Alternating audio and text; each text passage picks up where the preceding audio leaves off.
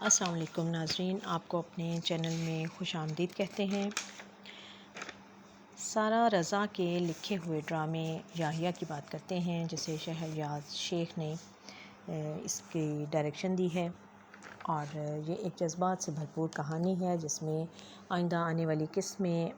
ہم دیکھیں گے کہ بشریٰ اپنی چھوٹی بہن سے بہت ناراض ہوتی ہے اور اسے خوب باتیں سناتی ہے، اور اس کا ہر کام، اور اسے کہتی ہے کہ تمہارا تو ہر کام صحیح وقت پر ہو گیا، تمہیں ہم عمر شوہر بھی مل گیا، تمہیں اچھے بچے مل گئے، اچھا سسرال مل گیا، اور میرا پیٹی بھرا ہوا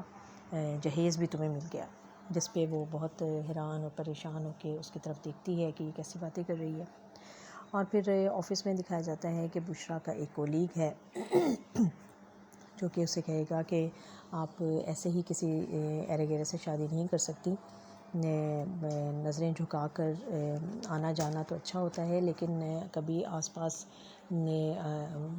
بھی نظر اٹھا کر دیکھ لینا چاہیے کہ کوئی آپ کی نظر کا منتظر ہوتا ہے، یعنی وہ بھی اس سے شادی کا خواہش مند ہے۔ اور پھر دکھایا جائے گا کہ ملی جو ہے وہ یاحیٰ کو پیسے دیتی ہے اور اس کو کہتی ہے کہ تم اپنے لیے نئے شوز لے لو۔ ملی کی ماں جو کہ یہ سب کچھ دیکھ رہی ہوتی ہے، وہ اس کے جانے کے بعد ملی پہ بہت غصہ کرتی ہے اور اس کو کہتی ہے کہ یہ ایک ایسا لڑکا ہے جس کے گھر میں جوان بہنیں ہیں اور پھر بھی یہ تم پہ ڈورے ڈال رہا ہے۔ تو کہتی ہے کہ نہیں ماما، ڈورے تو میں ڈال رہی ہوں اس کے اوپر، بلکہ اس پہ اس پہ جال میں پھنسا رہی ہوں اسے، اور میں اسے بہت پسند کرتی ہوں۔ جی ہاں ناظرین، یہ ایک بڑی ہی اچھی خوبصورت کہانی ہے جو کہ نیا ڈرامہ جو شروع ہوا ہے یاحیٰ، جسے ہم دیکھ رہے ہیں، اور اچھے انداز میں سب نے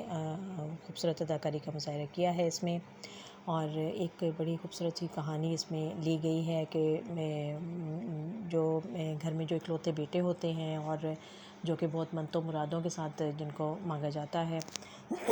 اور پھر کس طرح سے ان کے لیے بہت زیادہ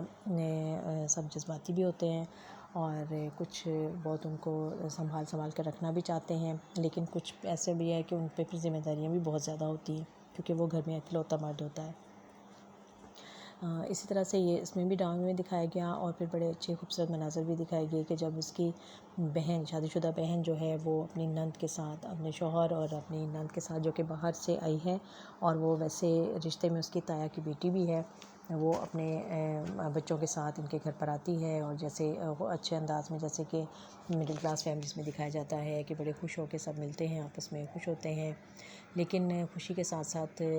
جو ماں ہے وہ تھوڑی پریشان بھی ہو جاتی ہے، اور وہ اپنی بیٹی کو لے کر کچن میں جا کے اس سے کہتی ہے کہ تم نے اچانک آنے کا پروگرام بنا لیا، مجھے بتایا بھی نہیں، کیونکہ میں کچھ تیاری ہی کر لیتی، اور ظاہر ہے اتنے لوگ ایک ساتھ آ گئے تو اس کا خرچہ بھی ہوگا۔ پھر وہ کہتی ہے کہ ہم یاحیٰ کی سالگرہ بھی منائیں گے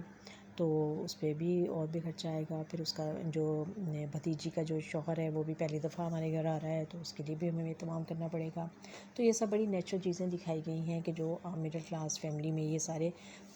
اس قسم کے پریشانیاں ہوتی ہیں کہ جب اچانک کوئی مہمان آ جائے تو اس کی خاطر تواضع آپ کو کرنی ہوتی ہے، اور پھر برادری میں، سسٹم میں یہ بھی ہوتا ہے کہ باتیں بھی بنائی جاتی ہیں کہ ہمیں اچھی تواضع نہیں کی گئی ہماری، اور ہمارا خیال نہیں رکھا گیا، اور پھر یہ سب چیزیں جو ہیں وہ سامنے آتی ہیں۔ لیکن اس میں اچھی بات یہ ہوئی کہ جو اس کی کزن آئی ہے، اس کی جو تایا کی بیٹی آتی ہے، وہ